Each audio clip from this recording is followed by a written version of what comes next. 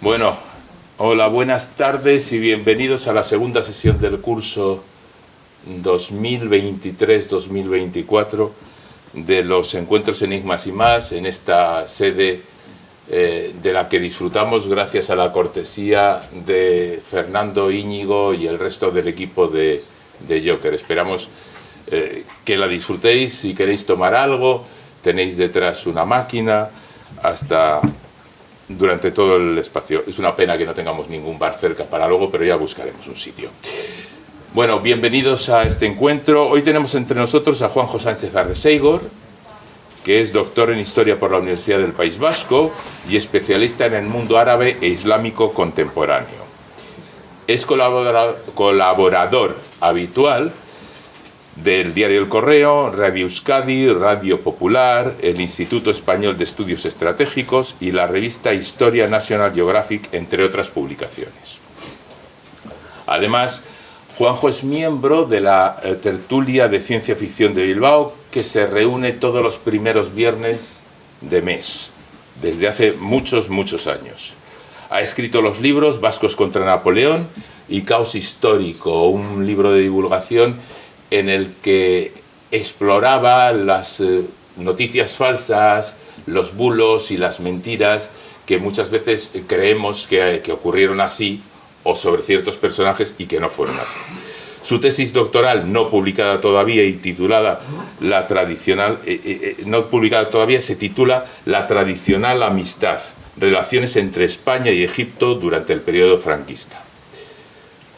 Juanjo vuelve a este ciclo 5 años después de ofrecernos una disertación sobre la falsificación del pasado, mitos y mentiras en la pseudohistoria, nada más y nada menos que en 2018.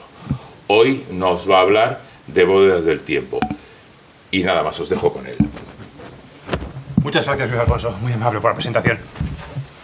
Bueno, ¿qué va a quedar de toda la base de datos de la humanidad actual dentro de 1000 años? O de 2000, o de 3000. O sea, sabemos bastante bien lo que pasaba en Europa occidental hacia el año 1000 después de Cristo, hacia el año 0, pero ya más nos dejamos más tiempo, ya empieza a desvanecerse todo lo que sabemos y en realidad sabemos muy poco de muchas cosas y hay enormes huecos en nuestros conocimientos. Realmente, si pensamos que nuestra base de datos actual se va a conservar dentro de un par de milenios, teníamos que ser muy optimistas. Y vemos que en realidad hay una erosión rápida de la base de datos de la humanidad y que reliquias arqueológicas que se han conservado miles y miles de años prácticamente intactas bajo tierra, en cuanto las llevas a un museo donde se supone que van a estar cuidadas, mimadas y protegidas, su esperanza de vida se reduce a como mucho a un par de siglos, porque hay incendios, guerras, invasiones o psicópatas que vienen a destruirlo todo simplemente y accidentes puramente casuales. Como por ejemplo el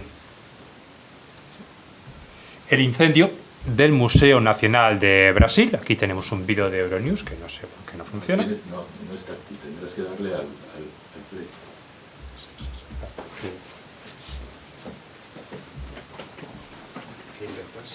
Hay que darle el play del pues vídeo. en una pantalla no táctil va a ser difícil. Sí. Vale.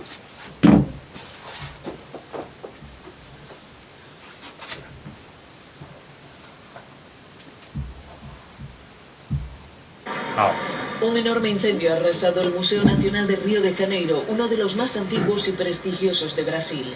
El fuego se declaró el domingo alrededor de las 7:30 de la tarde, cuando el museo ya estaba cerrado al público y solo quedaban 4 vigilantes en su interior que lograron salir a tiempo.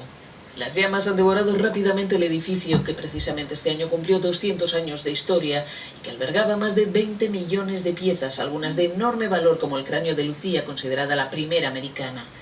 En un comunicado, el presidente Michel Temer ha dicho que este es un día trágico para Brasil. Y luego, por ejemplo, en Irak no hizo falta ningún incendio, bastó con que llegasen los norteamericanos y dejasen desarticularse las fuerzas de orden locales y la población local, los sinvergüenzas de la población local, saquearon todo lo que les dio la gana. Aunque luego eso no se ha destruido, simplemente se ha dispersado y luego va a ir apareciendo. Y este que veis aquí es el Top Motorcycle Museum, que está en las montañas de Austria, un paisaje nevado muy bonito, precioso, un museo de motocicletas, automóviles, bicicletas, pero todo bicicletas. Y bueno, esto fue lo que pasó en 2021.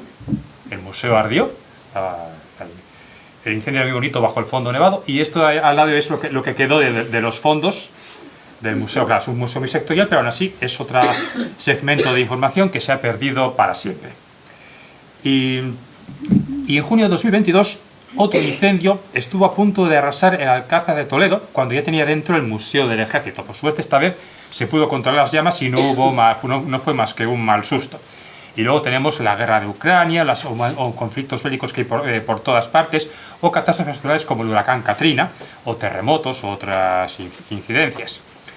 Y también hay que tener en cuenta simplemente la estupidez y la maldad de las gentes que buscan deliberadamente destruir aquello que no les gusta. Aquí tenemos los Budas de Babiyan, volados por los talibanes, destruidos simplemente porque a los talibanes les gustaban las estatuas gigantes de una religión diferente a la suya. O sea, Afganistán había sido un país musulmán durante casi 1000 años, y hubo que esperar a que llegaran estos chiflados psicópatas para que un gobernante musulmán decidiera: no, esto hay que destruirlo porque no es islámico. Esta inexorable destrucción de la base de datos de la humanidad exige tomar medidas para prevenirla a muy largo plazo. Una reserva de información que esté construida a prueba de desastres naturales, errores de copistas, censuras, guerras santas, movimientos iconoclastas, catástrofes naturales y lo que sea. Una forma posible es almacenar una gran cantidad de información en un depósito secreto que esté destinado a permanecer oculto durante siglos o incluso durante milenios. Un depósito secreto que ni siquiera se sospeche su misma existencia, ya sea para evitar que nadie quiera ir a saquear el depósito porque piensa que hay tesoros dentro, o porque alguien quiera destruirlo ilegalmente para destruir esa información. Y ese tipo de depósitos reciben el nombre poético de bóvedas del tiempo, que en realidad no son nada nuevo. Hay una costumbre, hubo en los años 50 una pequeña manía en Estados Unidos de construir pequeñas cápsulas del tiempo. O sea, metían cajas o cofres con objetos variopintos de la época y los metían debajo de los cimientos de un edificio, los metían en un hueco en un parque, incluso llegaba a ser una especie de ejercicio escolar. O sea, cápsulas del tiempo con pero cosas anecdóticas, pequeñas curiosidades, una lata de refrescos o el diario de una chica, un bolígrafo, cosas así curiosas. Y a veces estos depósitos se hacen de forma deliberada. Por ejemplo, Abdallah, el último monarca musulmán de la dinastía Zirí de Granada, que fue contemporáneo del Cid Campeador, escribió unas memorias muy interesantes, un valioso documento de la política y la sociedad de la época, que se han conservado por una única copia que estaba escondida en una cámara secreta cerrada en la mezquita Kairouayin de Fez. Y la descubrieron por pura casualidad en 1930, cuando estaban haciendo unas obras de reforma y reforzamiento de la estructura de la mezquita, que es muy antigua. Pero no es un caso único, porque hay muchas mezquitas y sinagogas de Oriente Medio y del norte de África que contienen con frecuencia pequeñas cámaras secretas selladas que están repletas de diversos tipos de manuscritos que ahora son de un gran valor histórico y cultural para los historiadores. Esta que veis aquí es la gruta de los 1000 Budas en la zona de Mogao, en la provincia de Xinjiang. También se llama Santuario Rupestre de Dunhuang, junto al desierto de Gobi. Y aquí había una única cámara conteniendo manuscritos muy heterogéneos de los siglos IV al XI después de Cristo. Y esta cámara se conservó porque por accidentes, por circunstancias diversas, quedó completamente sellada, aislada del resto del complejo subterráneo, completamente olvidada, durante 9 siglos, hasta que en 1900 uno de los monjes descubrió una puerta oculta que llevaba hacia esa cámara, y entonces se encontraba: pero mira, esto es muy valioso, vamos a llamar a la universidad local.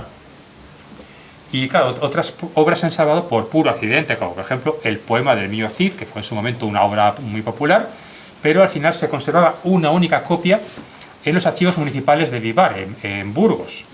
Y allí hicieron una copia manuscrita en 1596, un erudito llamado Juan de Ulibarri, pero no se publicó en imprenta hasta 1779.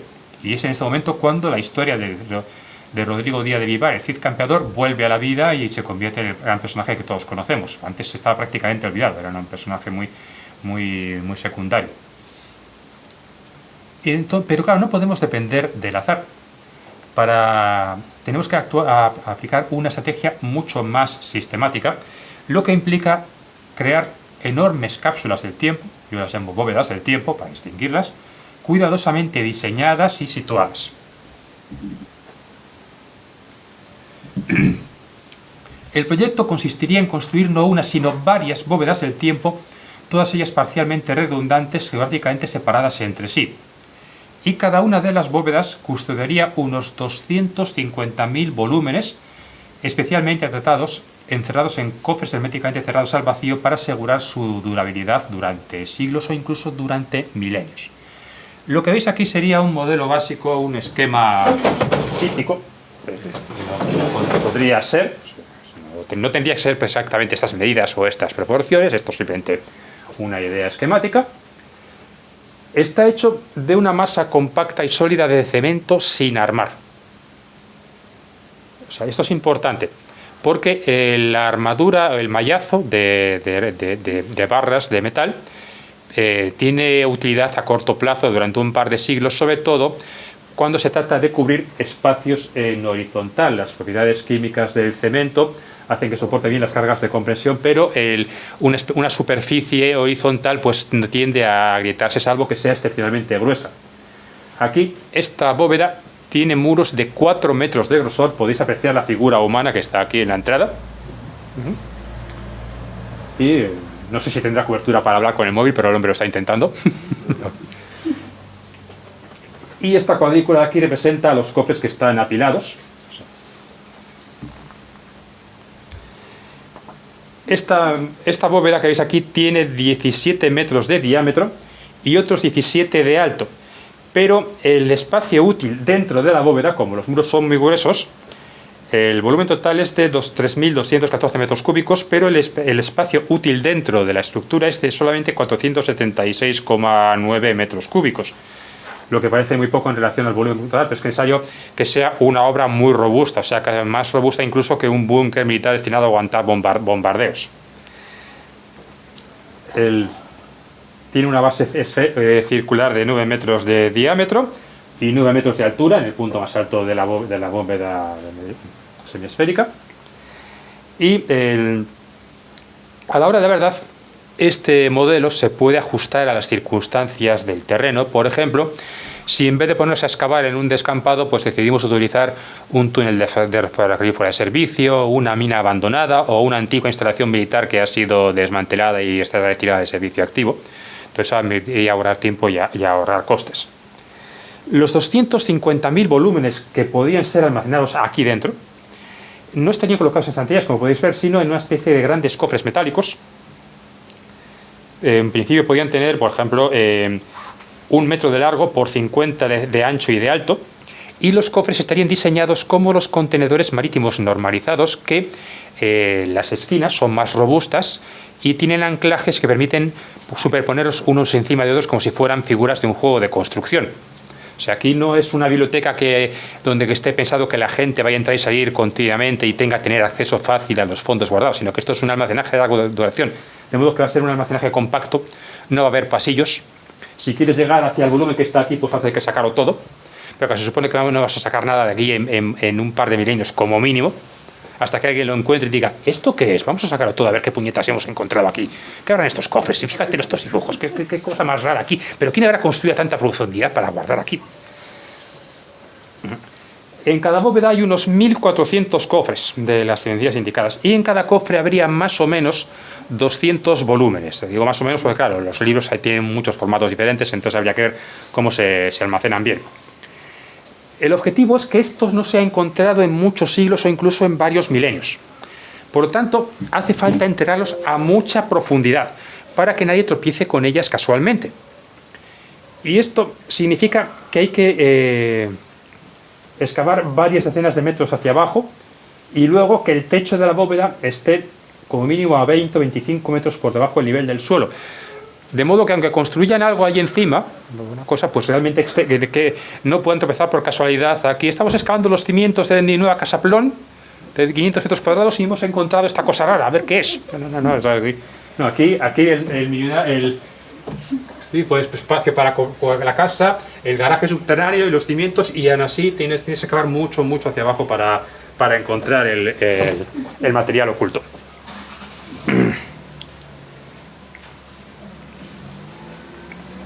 El volumen de tierras a desalojar para esto sería de unos 12.500 metros cúbicos de material. Y luego, claro, el coste del metro cúbico removido aumenta con la profundidad.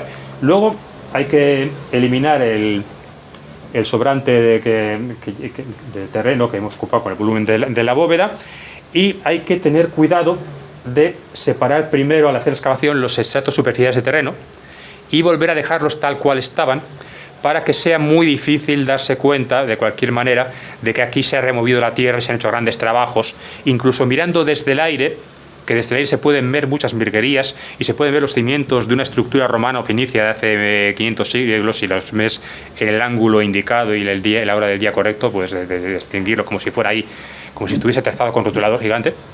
Y no, aquí para eso tiene que ser muy profundo. Entonces, luego dejar el terreno de la superficie como está, para que luego nadie diga, no, aquí antes crecían muy bien las hierbas y ahora está todo marchitado y muerto, aquí algo ha pasado raro, y fíjate, justamente la zona afectada tiene una forma circular, aquí hay un misterio que habrá que investigar. No, hay que tener cuidado de que eso no suceda, por motivos que explicaremos con mayor detalle después.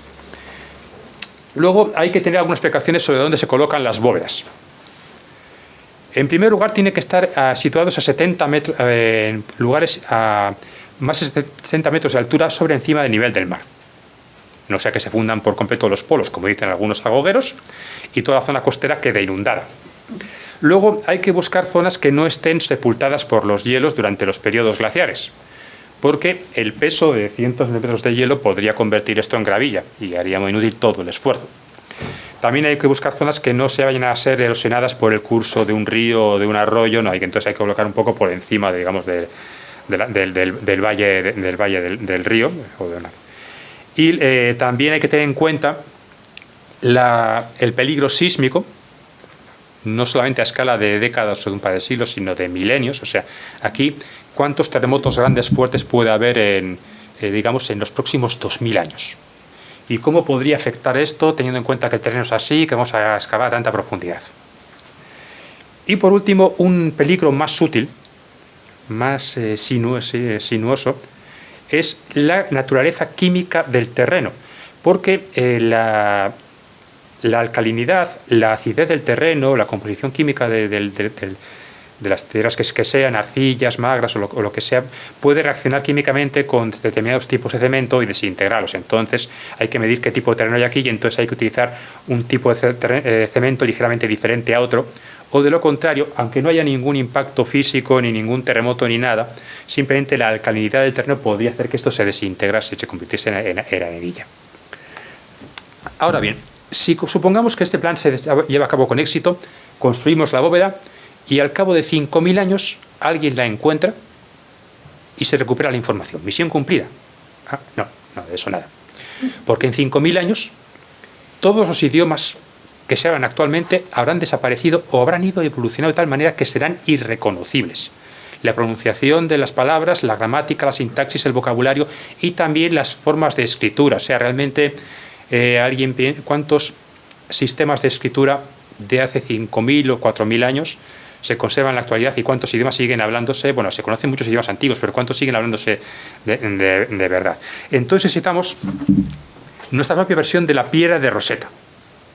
Ahora bien, la piedra de Rosetta es simplemente un texto bilingüe que estaba en griego antiguo y en egipto faraónico, escrito de dos formas distintas, jeroglífica y demótica. Y la piedra nos fue útil porque nosotros en nuestra cultura actual todavía conservamos un conocimiento detallado del griego antiguo que no es tan diferente del griego moderno. O sea, hay muchas diferencias, pero son mínimamente inteligibles.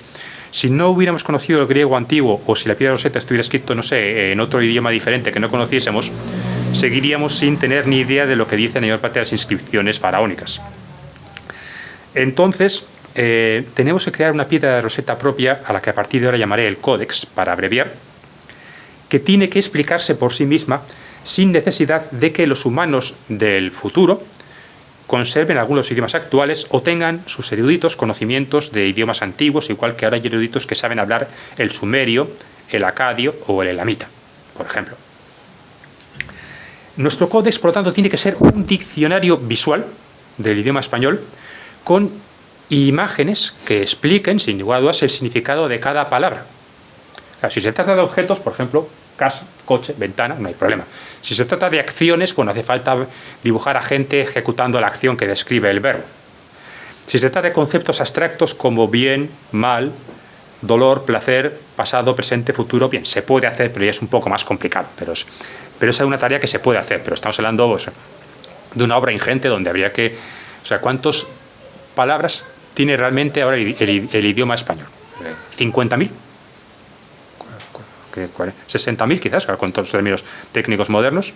Entonces sería una obra ingente que requeriría un grado de erudición considerable y el trabajo de una serie de eruditos a tiempo completo durante un par de años como mínimo. Ahora bien, soñar es barato. Construir es un poco más caro. Entonces, ¿cuánto costaría esto de verdad?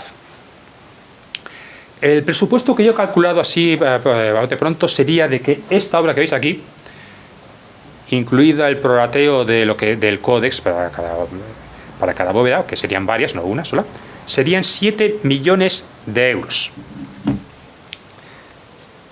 Este presupuesto se ha calculado, he intentado calcular de forma realista, basándome en los precios actuales en España de diversos tipos de trabajos. Por ejemplo, ¿cuánto cuesta llamar a las excavadoras a un equipo de obreros y mover 20 metros cúbicos pues para hacerte, no sé, un cimiento de una casa o una piscina de tamaño olímpico o lo que sea?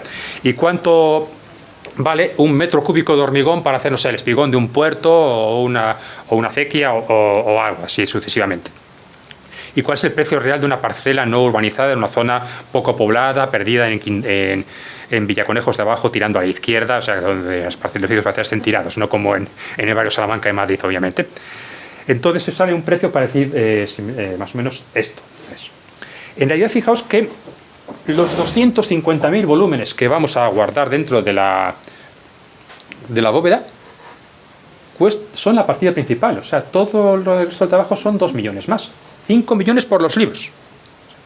O sea, si metemos 250.000 volúmenes y suponemos, pues, no sé, por término medio que cada volumen vale 20 euros porque pues, tiramos de librerías de viejo y saldos editoriales, pues, y luego la excavación sería 700.000. El relleno 500.000. El cemento, toda la masa de cemento que tendría que hacerse de una sola vez, 150.000. El desescombro de lo que sobra por el volumen que ocupa la bóveda, llevártelo a escombreras situadas a X kilómetros de distancia, pongamos 50 kilómetros de distancia, serían 82.000. O sea, esto es lo que cobra realmente una empresa por llevarte todos los metros cúbicos que sobran aquí a una escombrera que está situada a 25 o 30 kilómetros. Si te dicen, no, es que tenemos que ir a una que está a 80 kilómetros, entonces ya se cobra más por kilometraje. Estos son los precios reales. El terreno, pues esto es muy variable, incluso dentro de un municipio, pues, dentro de una zona alta de un municipio, los precios pueden sufrir variaciones estratosféricas. Pero comprar un terreno para construir la bóveda y luego alquilar otro terreno al lado para poner allí los materiales, las casetas de los trabajadores e instalaciones diversas y una rampa para entrar y salir de la excavación, pues total unos 50.000 euros. Se podría hacer así, pero esto es muy variable. Los cofres para guardar los libros, esto realmente me he tirado un poco a la piscina a lo loco porque realmente no tengo ni idea de cuánto podía costar eso.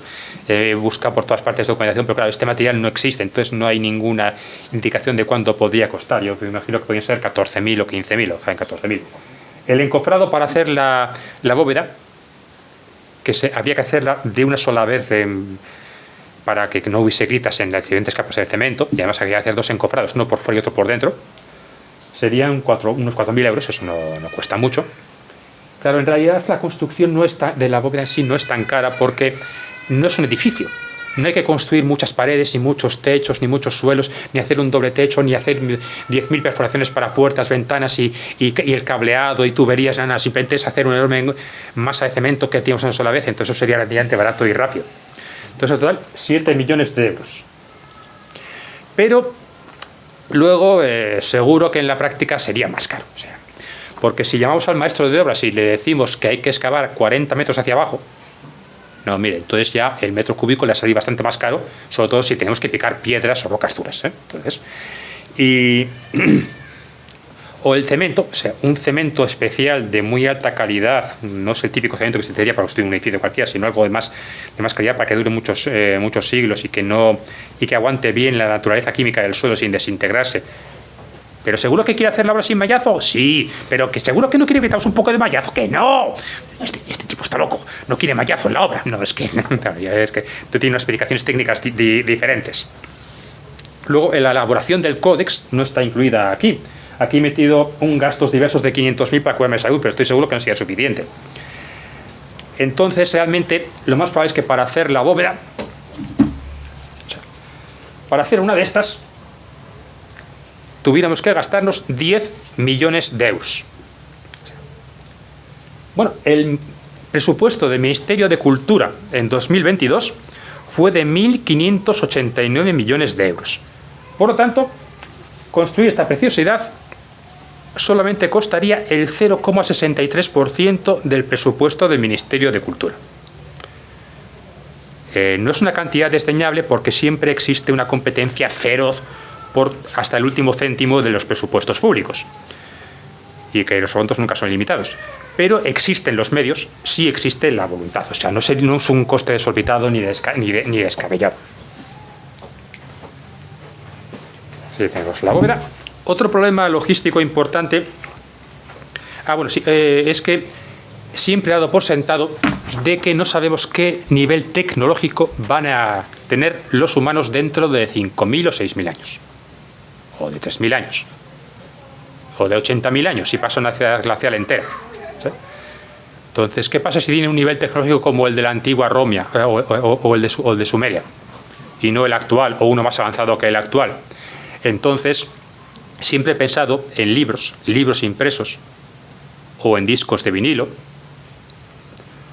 o en placas de barro tostado como los sumerios, porque si no sé, de otra manera, ¿eh? Eso ha sido un sistema muy duradero, ¿eh?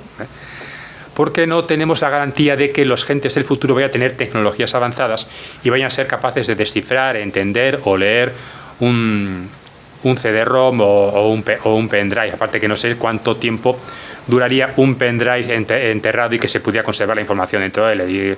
He leído estudios que dicen que duraría un par de siglos o medio milenio como mucho antes de desintegrarse por el paso inexorable del tiempo.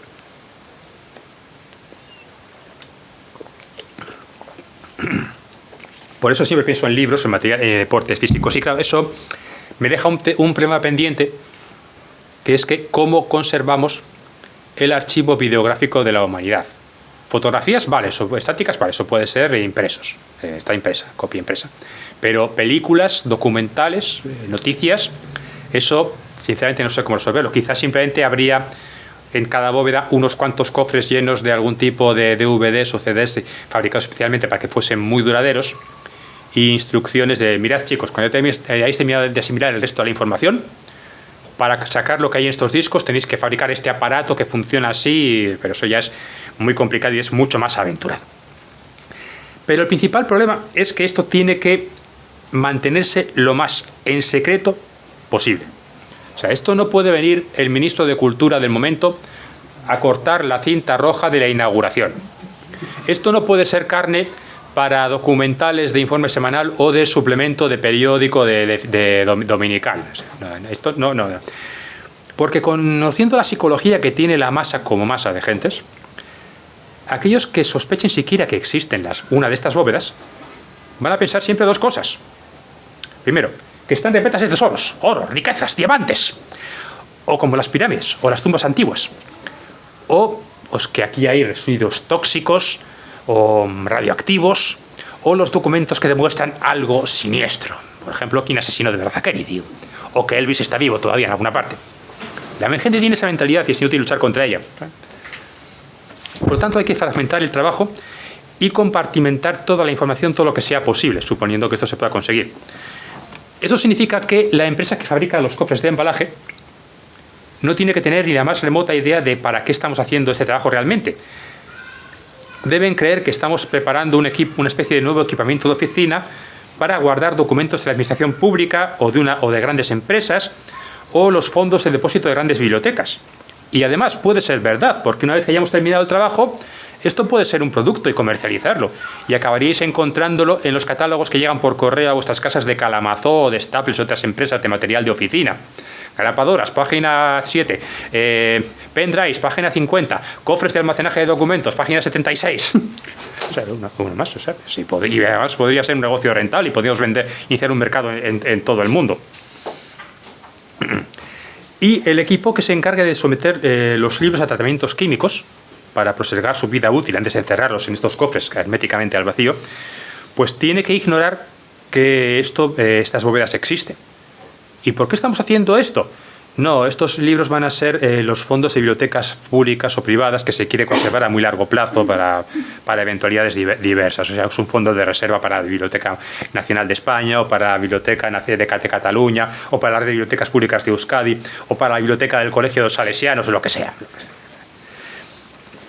Y los fondos que hay que guardar aquí tienen que ser seleccionados por un equipo de la máxima confianza que sepa realmente qué está pasando y para qué se está haciendo todo esto. Pero luego, la tarea de reunir físicamente los ejemplares puede ser transferida a un equipo de machacas que simplemente crean que esto es para crear bibliotecas rurales, o que los fondos van a ser enviados a una donación cultural a Iberoamérica o cualquier otra milonga que se nos ocurra.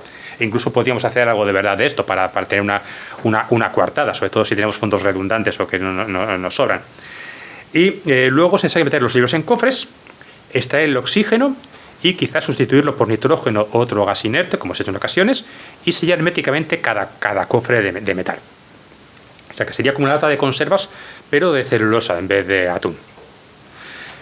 Pero claro, lo más difícil es mantener en secreto la construcción de las bóvedas en sí. O sea, excavar mucho, entonces, ¿cómo hacemos la obra de excavar todo esto y luego construir esto y luego rellenar la bóveda ya construida? Y que los lugareños nos digan, ¿pero qué está usted haciendo aquí, caballeros? ¿Cómo así? Entonces es interesante poder contar con huecos que ya estén construidos, antiguos búnkeres militares, antiguos túneles de ferrocarril, minas abandonadas. Se ahorra tiempo porque está hecha la excavación, se ahorra dinero y se es más discreto. Y si alguien ve que estamos trabajando y saliendo, entrando continuamente, no es que a lo mejor la mina podría volver a ponerse en marcha, no es que a lo mejor el túnel se va a apuntalar porque está a punto de derrumbarse y podría afectar a la del monte, o a lo mejor se abre un nuevo ramal por este túnel, y luego decir, no, al final todo se fastidió, no se hizo el negocio previsto. Entonces, pero ya hemos construido una versión adaptada de esta bóveda, la hemos llenado con los cofres, hemos bloqueado todos los accesos y hemos trabajado la ladera del monte para que no quede ni rastro de dónde estaba la entrada antes. Un poco novelesco, pero se podría hacer, pero que noto que es muy difícil. Y si hay que hacer esta obra, pues hay que... creo que sería casi imposible guardarlo en secreto, eso es un punto débil del plan. Podríamos tener un equipo de obreros de confianza que hiciesen este trabajo un año y al siguiente, que tendrían trabajo fijo hasta que jubilasen, porque este trabajo sería no construir una bóveda, sino 20 o 30, y construiríamos quizás una bóveda al año, para ir repartiendo el gasto a lo largo de muchos años, y que el ministro de Cultura, el presidente del gobierno, nos diga que es un pastizal y que se le da carpetazo al asunto. 10 millones de euros al año durante 30 años hasta que se ha terminado el proyecto, o hasta 40, hasta que se arte el gobierno y digan, no, ya se acabó, ni un duro más. Y otra opción es buscar un sitio muy solitario, muy poco poblado, muy apartado, donde el terreno sería más barato, y tener un equipo que trabajase aislado, muy aislado. La obra no requería mucho tiempo, podría hacerse en 3 meses o en 4 quizás como mucho, y se les paga muy bien. Pero oiga, ¿dónde estamos? Eso no os preocupéis, vosotros seguid excavando. Pero oiga, ¿no puedo irme al pueblo y tomar una cerveza? No, para eso te pagamos estupendamente bien, ¿eh? Y luego te vuelves a tu pueblo en Corea del Sur o en Senegal y has ganado un pastizal. No tienes derecho a quejarte, o sea, que estás muy bien pagado. Bueno. Luego, por supuesto, está descartado el método tradicional, que es el que las películas de Hollywood insisten en decirnos que utilizaban los faraones egipcios para garantizar esto del secretismo absoluto. Pero no, o sea, vivimos en una democracia ilustrada con derechos humanos, así que olvidemos del tema. Luego, una vez construida la bóveda y construido solamente el túnel, queda solamente el túnel para llenarla, pues tenemos que llevar aquí los cofres Los camiones ni siquiera tienen que saber qué están llevando, ni por qué, ni solo tienen que llevarlo a dónde. Pueden llevar un contenedor de carga marítimo normalizado. En las medidas más habituales de 2,44 metros por 2,59 por 12 metros con 19, cabrían unos 240 cofres en cada envío, de modo que bastarían 6 viajes del camión para llevar todos los cofres que van a ir dentro de esta bóveda. Serían 1.460. 240 por viaje, pues en 6 viajes está todo hecho. Y luego cada cofre, más los libros, pues puede pesar unos 150 o 160 kilogramos. Pero en fin, lo llevas con una carretilla paletizadora o con un toro mecánico, y en un par de horas lo tienes aquí una rampa preparada para moverlas con facilidad hasta un destino, y en un par de horas lo tienes hecho. Claro, no hay problema subir las que están más arriba, pero en fin, eso, colocar andamios o colocar algún tipo de instrumento se podría hacer, no hay ninguna dificultad. Pero y luego cada bóveda debería incluir una o varias copias del códex para asegurarnos de que cuando encuentren la bóveda puedan entender la información que hemos guardado para ellos. Sobre todo sería bueno que el códex estuviera guardado en un cofre especial que se distinguiese visualmente de todos los demás, de modo que todos fuesen, este es diferente, vamos a abrirlo primero. Y además incluso estaría señalado con una flecha de metal que dijera este. O sea, nunca es bastante tosco, bastante directo. Y además que estuviera lo más cerca posible de la escotilla de entrada. Aquí habría 2 escotillas de entrada herméticamente cerradas. Una aquí y otra aquí. Y por último es imperativo borrar las pistas, destruir los archivos, desacreditar y embrollar los rumores que inevitablemente correrían por ahí, y bajo ningún concepto decir la verdad. Porque daría igual. Aunque hiciésemos un documental explicando por todo detalle de qué va esto, aunque mostrásemos cómo se meten los libros en los cofres y los cofres en la bóveda, daría igual. Al cabo de 20 o 30 años ya había rumores diciendo que aquí hay un tesoro y que el político de X, que era un corrupto, guardó aquí todas sus riquezas mal adquiridas. O que esto es un complot siniestro, donde se guardan documentos malignos. O que está aquí es un depósito de material radioactivo y que vamos a morir todos y hay que ir a lanzarse a las barricadas para ir a traer las excavadoras para destruirlo todo. Eso, dejando aparte los iconoclastas, las campañas deliberadas de vamos a destruir el pasado porque el pasado es sucio y solo el presente importa. Aquí tenemos las campañas culturales de destrucción de Mao Zedong, quemando todas las cosas que eran antiguas, todo lo que fueran del elemento anterior a su propio régimen. Y esto pasa cada pocos siglos. Esto que se llama el adanismo. O sea, nosotros somos el principio, el resto, lo anterior es malévolo, tiene que ser destruido. O aquí,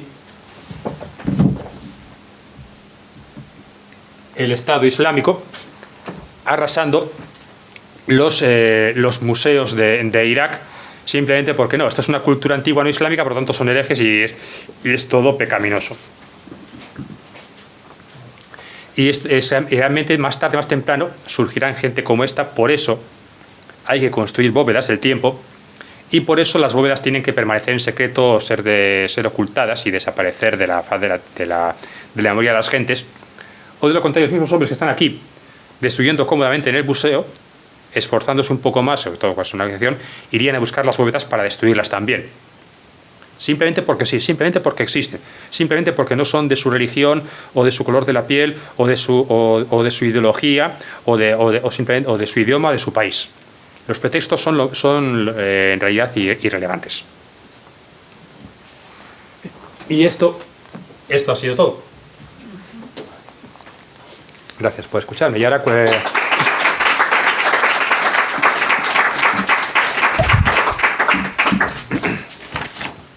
preguntas, comentarios. A ver. Yo tengo un par de dudas. Sí. Claro, el espacio, en cuanto a finito, recoge, pero también excluye. Entonces, ¿qué criterios, según tú, se seguiría para escoger esas obras que por su contenido, no sé, filosófico, técnico, científico, merecerían estar ahí versus las que no? Bueno, pues habría que buscar, por supuesto, un criterio amplio lo más posible en lo cultural, en lo ideológico, en lo geográfico, en lo temporal. Entonces, el criterio básico sería un enfoque omnicomprensivo. O sea, realmente no se plantearía de entrada qué vamos a excluir. O sea, porque en principio una biblioteca de 250.000 volúmenes es bastante grande y cabe muchísima información. Y además aquí, como he dejado claro, no se construiría una bóveda, sino una larga serie de ellas. Entonces, y claro, serían, inevitablemente, el material sería parcialmente redundante, pero alguien podría decir, no, es que en la primera bóveda que hicimos no se metió esto, yo creo que sería importante. Bien, vale, pues un ejemplar para la segunda bóveda, para la tercera y para la cuarta. Entonces esto, y luego el destino decidirá qué es lo que se encuentra y qué es lo que consigue salvarse. Ese aspecto no tenemos ningún control, pero de entrada no nos planteamos qué vamos a excluir. Bueno, yo excluiría la astrología, la homeopatía, la psicología y una serie de cosas más, pero por lo menos sí incluiría los libros de Luis Alfonso explicando que esas cosas existieron pero que son fraudulentas, para que no sea que lo que encuentren por otra parte un montón de libros de astrología y piensen que ese es el culmen de nuestro pensamiento científico y cultural y lo tomen como modelo a seguir. Entonces sería no quitar nada. Yo, por ejemplo, soy agnóstico, pero incluiría la Biblia y el Corán y los Vedas y el Talmud, sin problemas.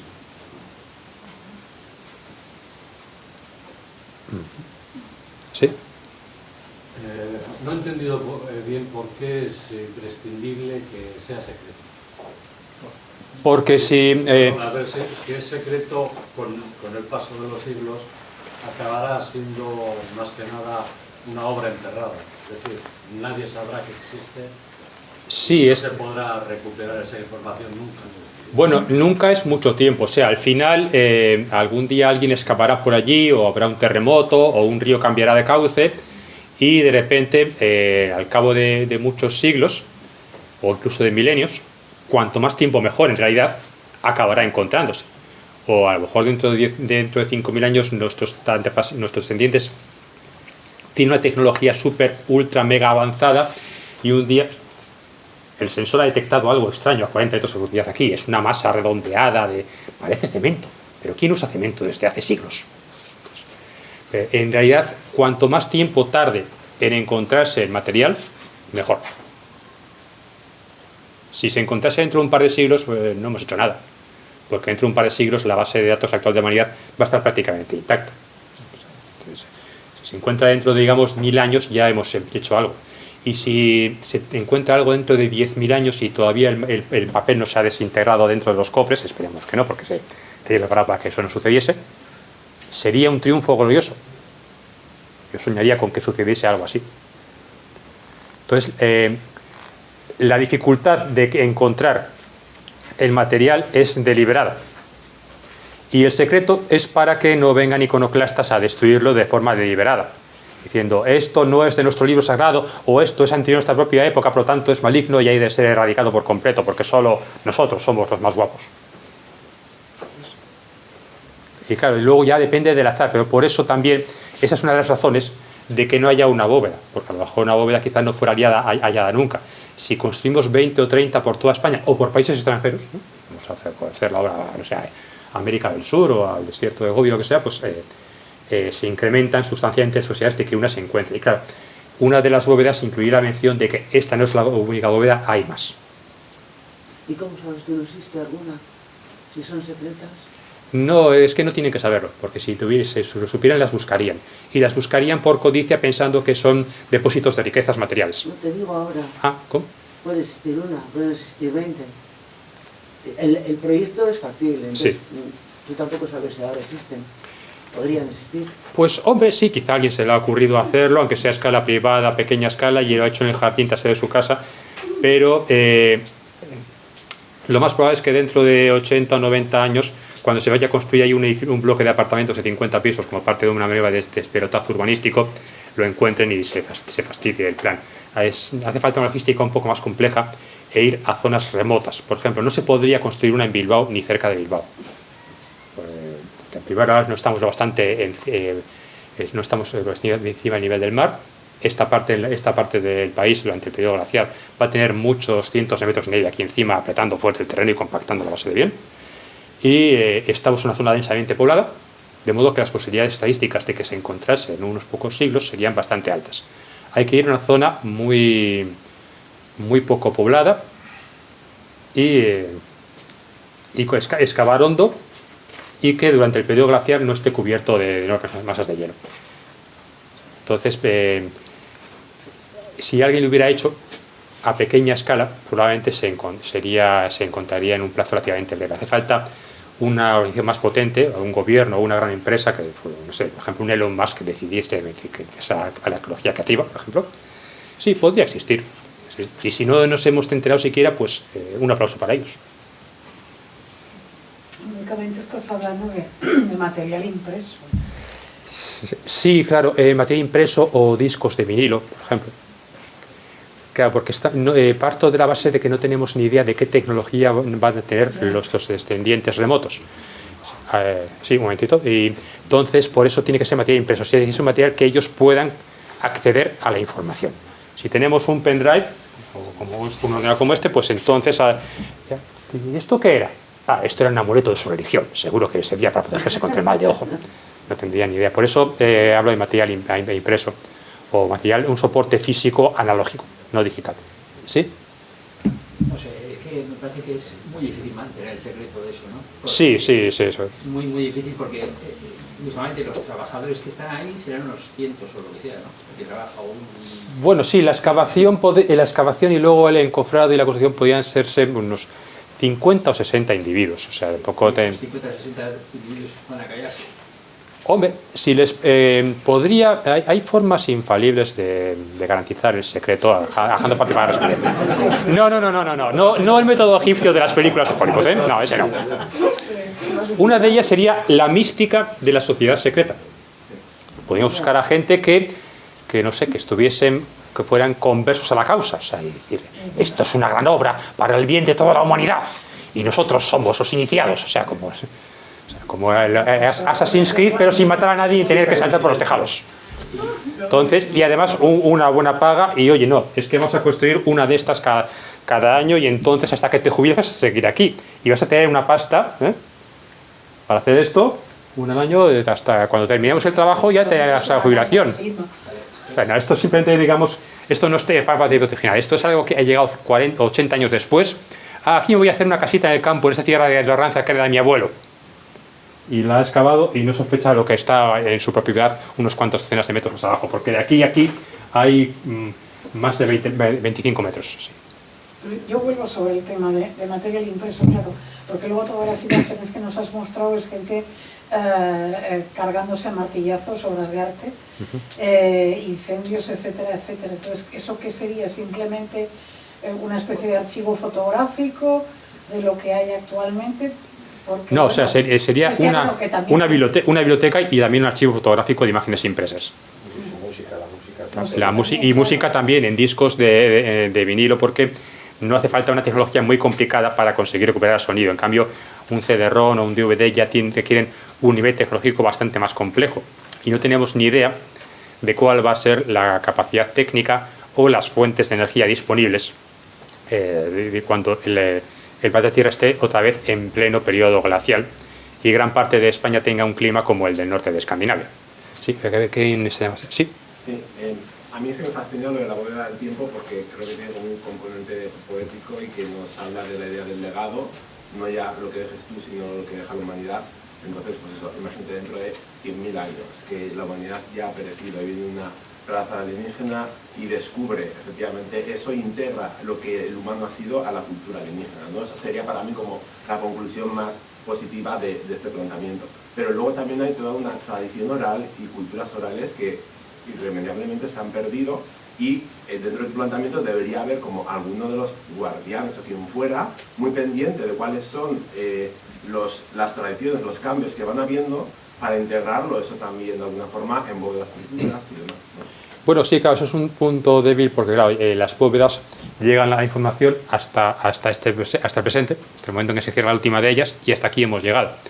Y luego toda la información que haya desde ese punto hasta el momento en que se produzca, no sé, la Tercera Guerra Mundial con armas atómicas, o el colapso energético, o el virus mortal que, no sé, que reduce, o la plaga zombie que aniquila la civilización, pues toda esa parte se ha perdido. Pero, en fin, se hace lo que podemos hacer.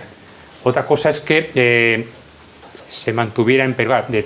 Realmente, yo creo que si convenciéramos al presidente del gobierno que estuviera en la Moncloa dentro de 10 años de que emprendiese este proyecto y el Ministerio de Cultura nos diera los fondos, pues se harían en la práctica 10, 12, 14 bóvedas antes de que cambiase el gobierno, o incluso aunque el gobierno siguiente, que fuese de otro signo político, decidiese, bien, no está mal este proyecto, vamos a seguir con él, que no es tan caro realmente.